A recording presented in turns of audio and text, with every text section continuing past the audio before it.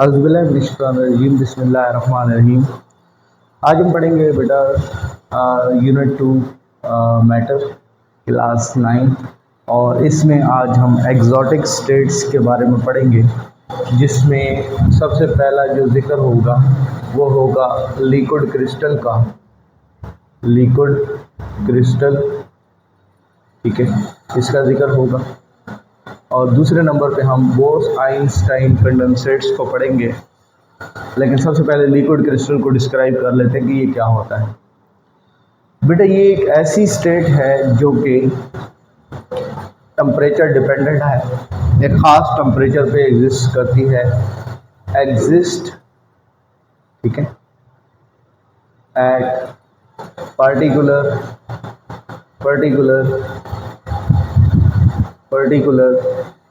Temperature range,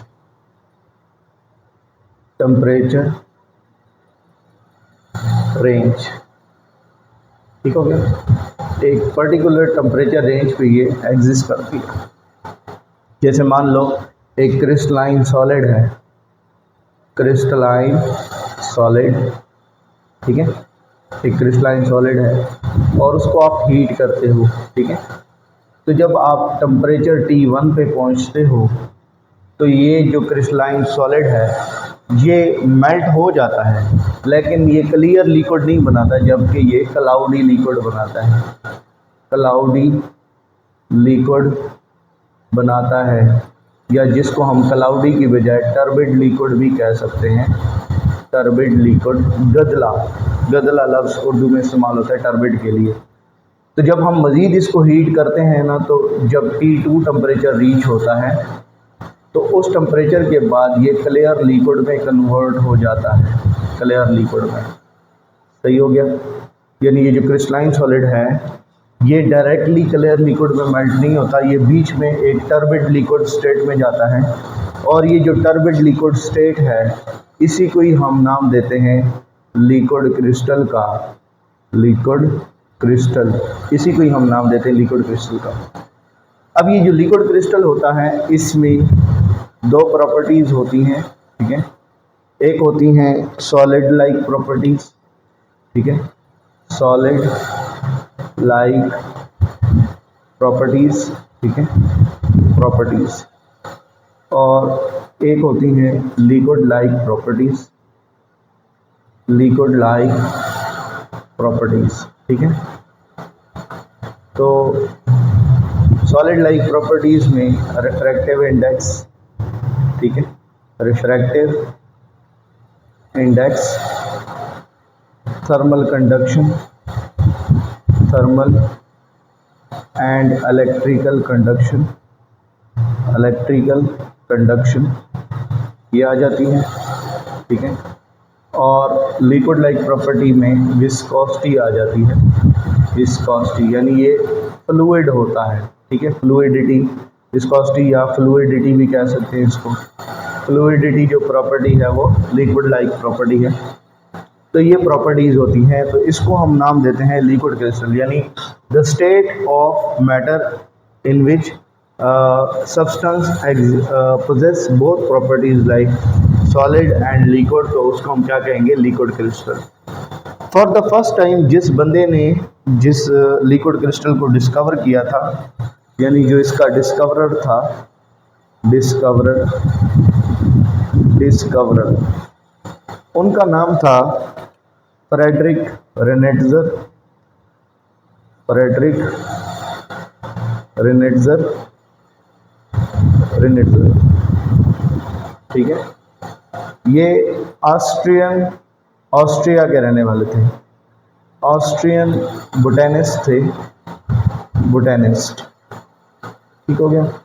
और जो सबसे पहला कंपाउंड जिसके अंदर ये फिनोमेना देखा गया, फर्स्ट कंपाउंड जिसमें ये फिनोमेना देखा गया, उसका नाम था कोलेस्ट्रॉयल बेंजोएट। कोलेस्ट्रॉयल बेंजोएट। अगर हम आगे बढ़ें तो यूजेस आ जाते हैं। यूजेस ठीक है, of liquid crystal, use of liquid crystal, liquid crystal, ठीक है। तो पहला यूज है कि ये लिक्विड क्रिस्टल डिस्प्ले बनाने में इस्तेमाल होता है, लिक्विड क्रिस्टल डिस्प्ले बनाने में इस्तेमाल होता है, जिसको आप नॉर्मली एलसीडी कहते हैं, एलसीडी बनाने में इस्तेमाल होता है। दूसरे नंबर पे ये इस्तेमाल होता है टेम्परेचर सेंसर के तौर पर, टेम्परेचर सेंसर के तौर पर इस्तेमाल होता है। तीसरे नंबर पे जो इसका इस्तेमाल है वो लोकेट करने के लिए, लोकेट पाइपलाइन लीकेज उसको लोकेट करने के लिए, फिर टू लोकेट वेन्स, ठीक है, वेन्स एंड आर्टरीज, ठीक है, और ट्यूमर्स को लोकेट करने में, लोकेट ट्यूमर्स। तो ये सारी चीज़ों में लिक्विड क्रिस्टल का इस्तेमाल जो है वो किया जाता है। उसके बाद अगर हम बात करें तो हमारे पास नेक्स्ट जो एग्जॉटिक स्टेट है वो है बोस आइंस्टाइन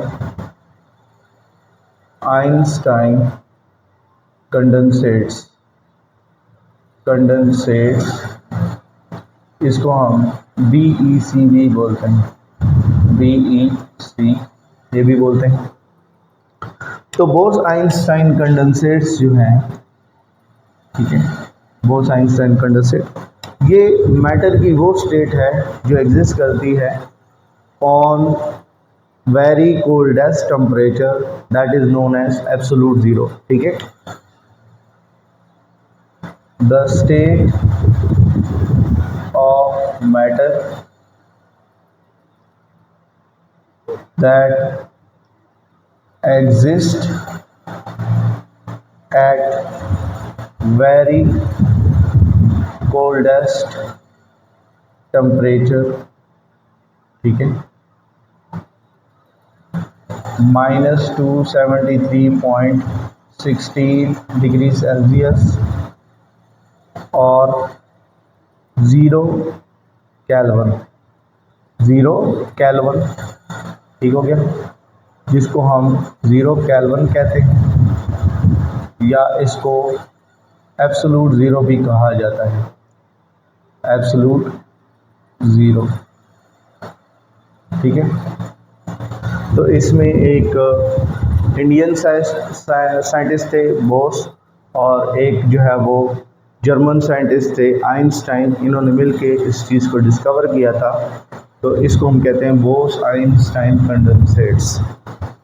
बोस आइंस्टाइन कंडेंसेट्स के बाद अगर हम नेक्स्ट टॉपिक की तरफ बढ़ें तो नेक्स्ट टॉपिक का नाम है एलोट्रॉपी। एलोट्रॉपी क्या है? एलोट्रॉपी एक फिनोमेना है, ठीक हो गया, क्या है? फिनोमेना, ठीक है, फिनोमेना, ठीक है। और ये कौन शो करता है? एलिमेंट शो करता है, ठीक है, एलिमेंट शो करता है ये फिनोमेना, ठीक हो गया। इसमें क्या होता है? Element exist in more than one physical states जिनका नाम होता है एलोट्रॉप्स, ठीक हो गया। मोर देन वन फिजिकल स्टेट्स में वो एग्जिस्ट करता है, ठीक है। और सेम फिनोमेना कंपाउंड भी शो करता है, लेकिन उसका नाम क्या होता है? पॉलीमॉर्फिज्म। ये सेम फिनोमेना है लेकिन कंपाउंड शो करते हैं, जिसमें कंपाउंड एक से ज़्यादा फिजिकल शक्लों में पाए जाएं, तो उसको पॉलीमॉर्फिज्म कहा जाता है। लेकिन एलोट्रॉपी जो है ये एक ऐसा फिनोमेना है जो एलिमेंट शो करता है, जिसमें element more than one physical states में होता है। ठीक है, रीज़न क्या होता है? ड्यू टू डिफरेंट एटॉमिक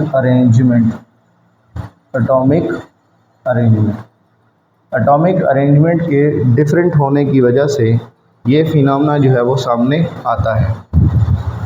अब जो ठीक है एलिमेंट होता है ड्यू टू एलोट्रॉपी,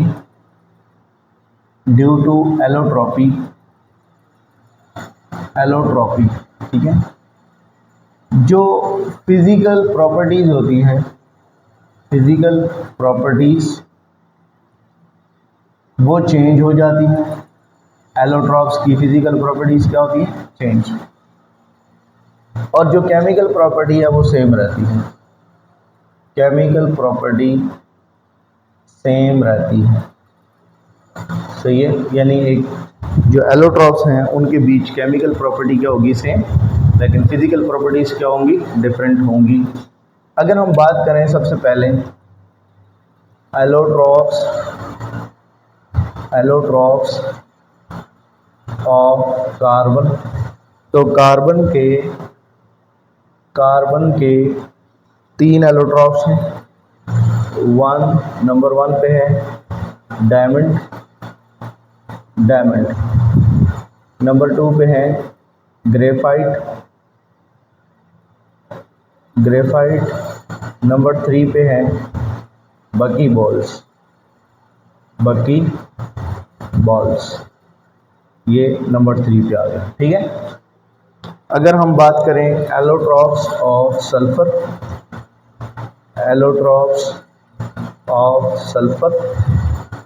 तो उनमें सल्फर में जो एलोट्रॉप्स हैं उनमें आ जाते हैं मोनोक्लिनिक सल्फर,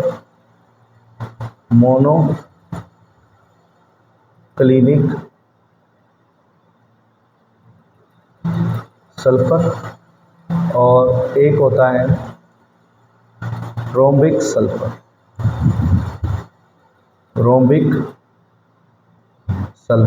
ठीक हो गया। अब आ जाए एलोट्रॉप्स ऑफ ऑक्सीजन पे। एलोट्रॉप्स ऑफ ऑक्सीजन, तो एलोट्रॉप्स ऑफ ऑक्सीजन की अगर बात करें तो इसके 2 एलोट्रॉप्स हैं। फर्स्ट में ऑक्सीजन गैस जिसमें O2 इसका फार्मूला है। दूसरा ओजोन गैस जिसका फार्मूला है O3। ठीक हो गया। उसके बाद एलोट्रॉप्स हैं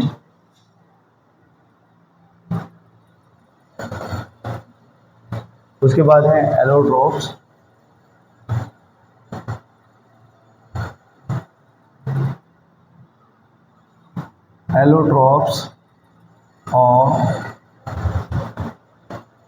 फास्फोरस, तो फास्फोरस के 3 एलोट्रॉप्स होते हैं।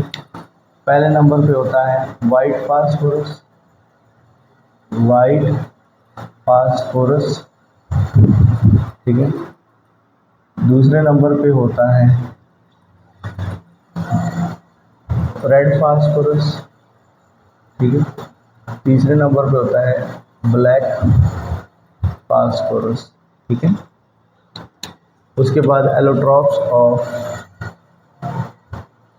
एलोट्रॉप्स ऑफ टिन, जिसको हम SN से लिखते हैं, स्टेनम या टिन। तो इसके 2 एलोट्रॉप्स होते हैं, वाइट टिन और दूसरा होता है ग्रे टिन। उसके बाद लेड के एलोट्रॉप्स हैं, एलोट्रॉप्स ऑफ लेड। तो इनमें आ जाते हैं जिसको हम PB से डिनोट करते हैं, प्लम्बम। तो इसमें वाइट लेड आ जाता है, ग्रे लेड आ जाता है, ग्रे लेड, और दूसरे नंबर पे है वाइट लेड। तो ये जो है वो एलोट्रॉप्स हो गए, यानी डिफरेंट एलिमेंट के एलोट्रॉप्स। उसके बाद अगर हम डिटेल में डिस्कस करें एलोट्रॉप्स ऑफ कार्बन को, एलोट्रॉप्स ऑफ कार्बन, अगर हम इसको डिटेल से डिस्कस करें तो पहले नंबर पे आ जाता है डायमंड, ठीक है, डायमंड, ठीक है। ये जो डायमंड है ये सबसे हार्डेस्ट सब्सटेंस है on planet Earth, hardest substance, ठीक है, due to joint covalent nature, joint covalent networking, hardest substance है क्योंकि इसके अंदर जॉइंट कोवलेंट नेटवर्किंग होती है, ठीक है। शाइनी सरफेस होती है, शाइनी सरफेस, ठीक हो गया। इंसुलेटर है इलेक्ट्रिसिटी का, इंसुलेटर ऑफ इलेक्ट्रिसिटी, इलेक्ट्रिसिटी का इंसुलेटर होता है, इंसुलेटर, ठीक हो गया। उसके बाद अगर हम बात करें तो डायमंड जो है इसमें 1 कार्बन 4 कार्बन से कनेक्टेड होता है, ठीक है, through covalent bond, through covalent bond, ठीक है।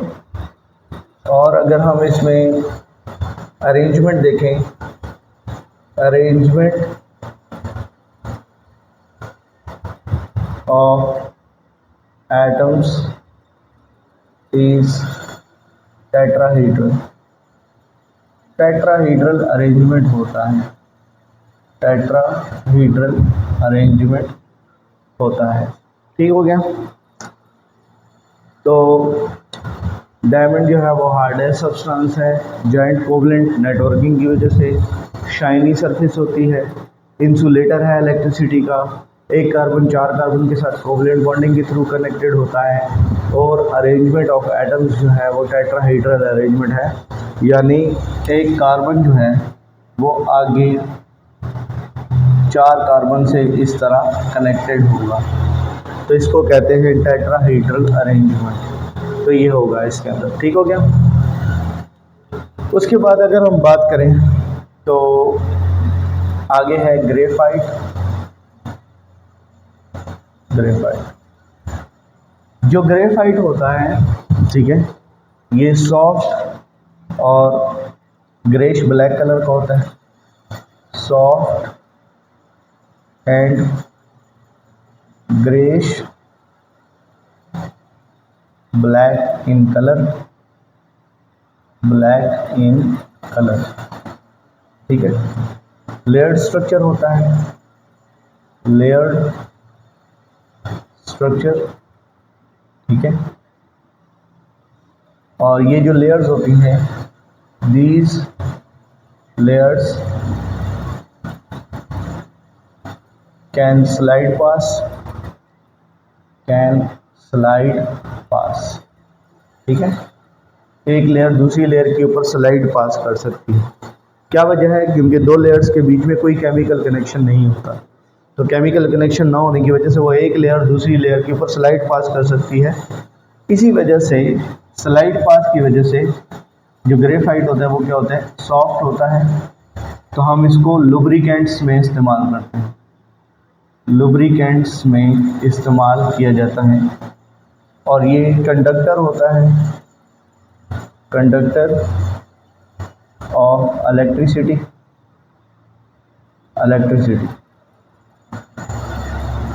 कंडक्टर ऑफ इलेक्ट्रिसिटी होता है, ठीक है। इसमें 1 कार्बन 3 कार्बन से कनेक्ट होता है, इज कनेक्टेड टू 3 कार्बन,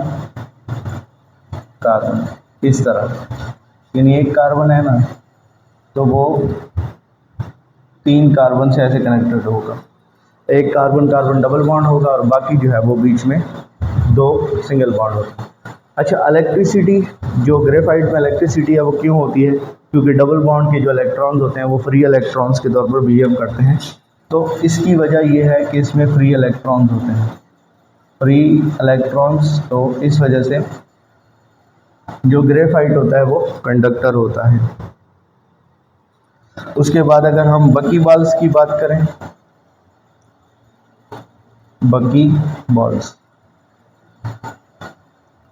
बकीबाल्स को हम ये भी कह देते हैं, आल्सो नोन एज बकमिंस्टर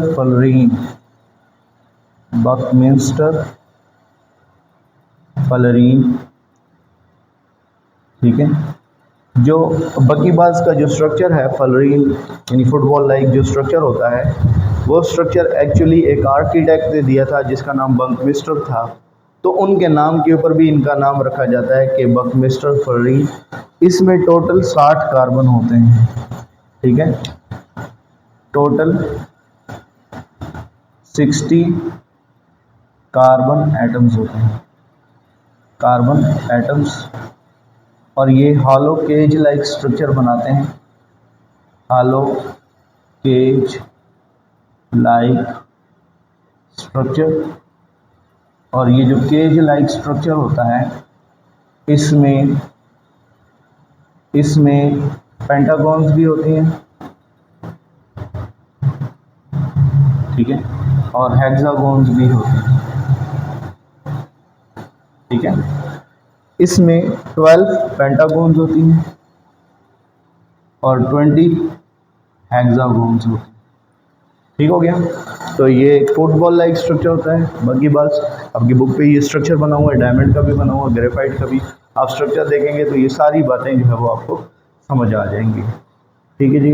तो ये आज हमारा लेक्चर था जिसमें मैंने एलोट्रॉपी वगैरह को कवर किया और साथ में मैंने मैटर की जो एग्जॉटिक स्टेट्स हैं उनके बारे में भी जिक्र किया। इतनी सारी चीज़ें आपकी बुक में नहीं लिखी हुई, तो ये थोड़ी मैंने एक्स्ट्रा चीज़ें, और उसके बाद एलोट्रॉपी के फिनोमेना को मैंने सही ठीक ठाक एक्सप्लेन किया है। एक छोटा सा एमसीक्यू भी जनरेट कर लेते हैं, ठीक है। तो ऑप्शंस हैं पॉलीमॉर्फिज्म,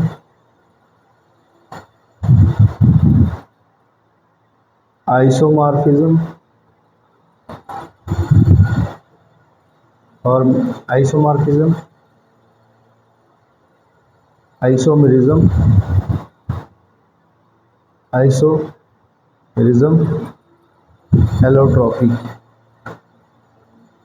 एलोट्रॉपी। तो कौन सा ऐसा फिनोमेना है जो एलिमेंट की तरफ से शो होता है? Which of the following phenomena is elemental phenomena? Which of the following is elemental phenomena? तो वो कौन सा है?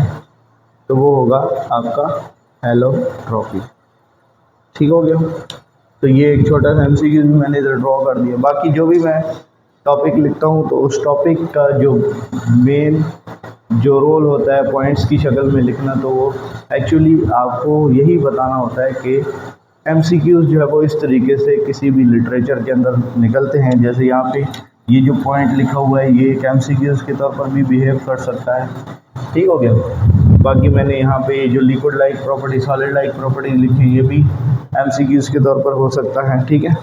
एलोट्रॉपी जो है वो एलिमेंटल फिनोमेना है, क्यों होता है? Different atomic arrangement, chemical property same, physical property change करती है। तो कौन सी प्रॉपर्टी चेंज करती है एलोट्रॉप्स के लिए? नीचे ऑप्शन दे दिए जाएंगे, physical, chemical, both. None of these को आपने फिजिकल प्रॉपर्टी पे लगा देना है। ठीक हो गया। तो एमसीक्यूज भी जनरेट हो सकते हैं, जैसे डायमंड में पूछा जा सकता है अरेंजमेंट क्या होता है एटम्स का, तो टेट्राहेड्रल होता है, इसमें लेयर्ड स्ट्रक्चर होता है। स्लाइड पास कर सकते हैं जिसको सॉर्ट बनाता है और लुब्रिकेंट में भी इस्तेमाल हो सकते हैं। तो ये छोटे छोटे पॉइंट्स होते हैं जो कि इसमें एमसीक्यूज के तौर पर आ सकते हैं। तो आपने अच्छे से तैयारी करनी है, पॉइंट्स को अच्छे से रीड करना है ताकि आपका टॉपिक क्लियर हो जाए। Thank you so much. Allah हाफिज़।